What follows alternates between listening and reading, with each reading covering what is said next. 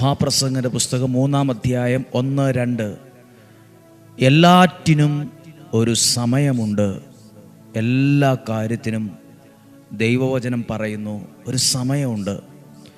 ആകാശത്തിനു കീഴെയുള്ള സമസ്ത കാര്യത്തിലും ഒരവസരമുണ്ട്. ദൈവം തരുന്ന ഒരവസരമുണ്ട്.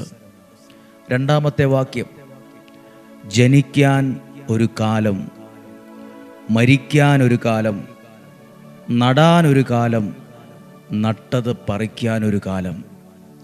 ആ 2-ാം വാക്യത്തിൻ്റെ അവസാന ഭാഗമുണ്ട്. നടാൻ ഒരു കാലം, നട്ടത് പറിച്ചെടുക്കാനുള്ള ഒരു കാലം, വിതയ്ക്കാൻ ഒരു കാലം, കൊയ്യാൻ ഒരു കാലം.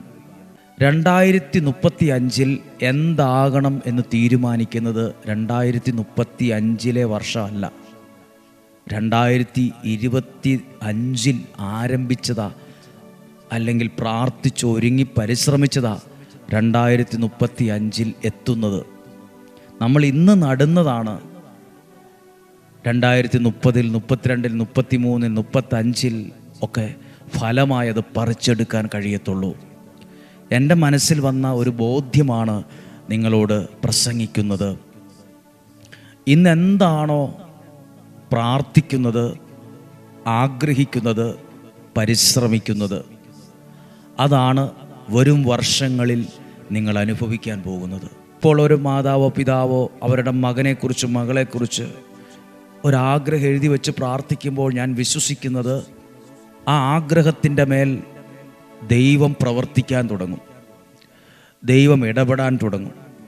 അതനുസരിച്ച് അവരെ കൈപിടിച്ചെന്ന പോലെ കൊണ്ടുപോകാൻ തുടങ്ങും. അവരുടെ ആഗ്രഹത്തെ ദൈവം അനുഗ്രഹിക്കാൻ തുടങ്ങും, പരിശ്രമത്തെ ദൈവം അനുഗ്രഹിക്കാൻ തുടങ്ങും. അതാ പറഞ്ഞ നടാനൊരു കാലം, പ്രാർത്ഥനയിൽ നടുക, വിശ്വാസത്തിൽ വചനം കേട്ട് നടുക.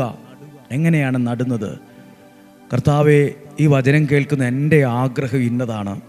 അത് പറയുമ്പോൾ ഞാൻ വിശ്വാസത്തിൽ ആ ആഗ്രഹത്തെ നടുക. എനിക്ക് 2030 കഴിയുമ്പം, 35 ആകുമ്പം, അല്ലെങ്കിൽ 32 ആകുമ്പം എനിക്ക് ഇന്ന പോലെ എത്തണം, എനിക്ക് ഇന്ന നിലയിലെത്തണം, എൻ്റെ കാര്യത്തിൽ ഇങ്ങനെ ഒരു അനുഗ്രഹം ഉണ്ടാകണം എന്ന് പ്രാർത്ഥിക്കാൻ തുടങ്ങുക.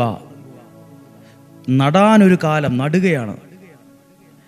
ഇന്നു മുതൽ പ്രാർത്ഥിക്കുമ്പോൾ അങ്ങനെ കൂടി പ്രാർത്ഥിക്കും. ദൈവം ഓരോ മക്കളും അവരുടെ മാതാപിതാക്കളും അറിവായവരും എഴുതി വച്ച് അവരുടെ തലമുറകളെക്കുറിച്ചുള്ള അവരുടെ സ്വപ്നങ്ങൾ എഴുതി വച്ച് പ്രാർത്ഥിച്ചാൽ ദൈവത്തിൻ്റെ അനുഗ്രഹം ആ വിഷയത്തിൽ